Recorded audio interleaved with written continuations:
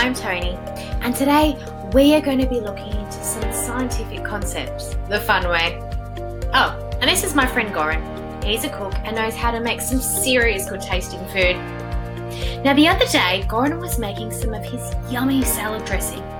He added some oil, some vinegar and a pinch of salt, whisked it all up and left it aside until he needed to use it. But when Goran came back to his salad dressing, he found something had happened to it. The oil and the vinegar had completely separated, but the salt had disappeared at the bottom of his jug. Goran has asked me to do some research for him to find out why this has happened. So let's take a look. I want you to take a step back and look around. Everything around us is made up of matter, from your clothes, your table, the food we eat, the trees outside. In other words, matter is anything that takes up space. Matter is made up of microscopic particles, which are called atoms. When two atoms bond together, they form into a molecule which can form in different shapes and sizes. Even you! Our bodies are made up of trillions and trillions of different types of molecules. Both the oil, vinegar and salt that Goran used for his salad dressing are each made up of different molecules and interact differently when they are combined together. The reason Goran's salad dressing separated was because both the oil and vinegar have different densities and therefore cannot be mixed.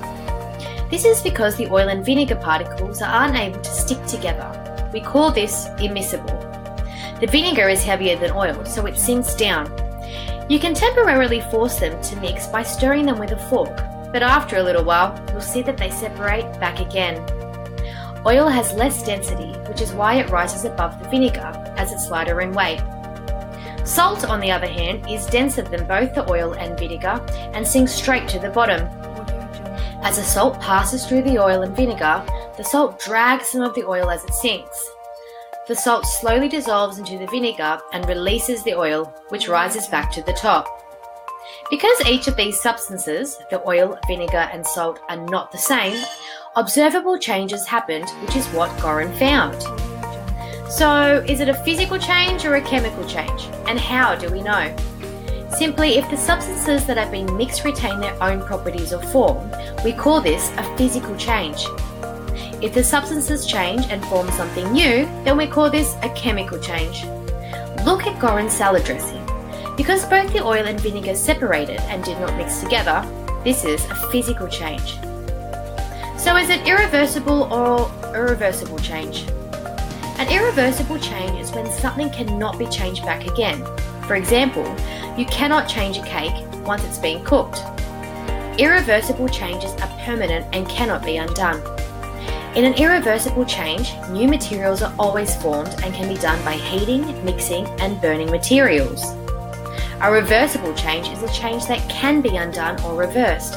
It might change how a material looks or feels, but it doesn't create something new. These changes can be done by melting, freezing, boiling, evaporating, and dissolving substances. Goran's salad dressing is a reversible change.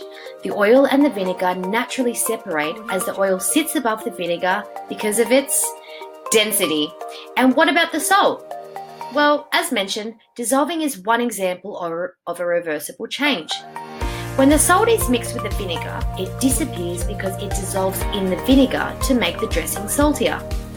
But we can get the salt back by boiling off the vinegar, which would leave the salt behind.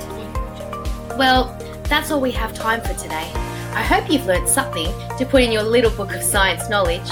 Maybe next time you're helping mum or dad in the kitchen, see if you can experiment and make your own salad dressing and have a look at the changes that occur.